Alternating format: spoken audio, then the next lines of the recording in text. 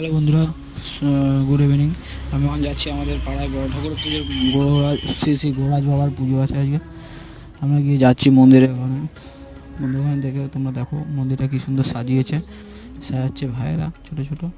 তা আমি ওখান থেকে চলে গেলাম, আমাদের যেখানে ভোগ খাওয়ানো হবে সেখানে চলে গেলাম। সেখানে গিয়ে দেখুন সব ভোগের জোগাড় হচ্ছে, রান্না হচ্ছে। আমাদেরকে আবার মিক্সিতে আমাকে শুকনো বাটা করতে দিল, শুকনো সব মিক্সিতে পেস্ট করলাম।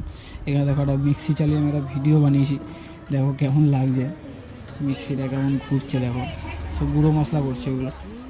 মিক্সিটা ঘোরাচ্ছি, দেখো এই দেখো।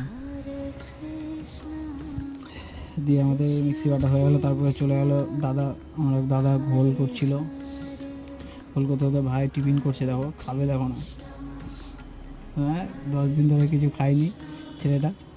তা আমার দাদা খুব গরম পড়েছে, তাই দাদা ঘোল বানাচ্ছে।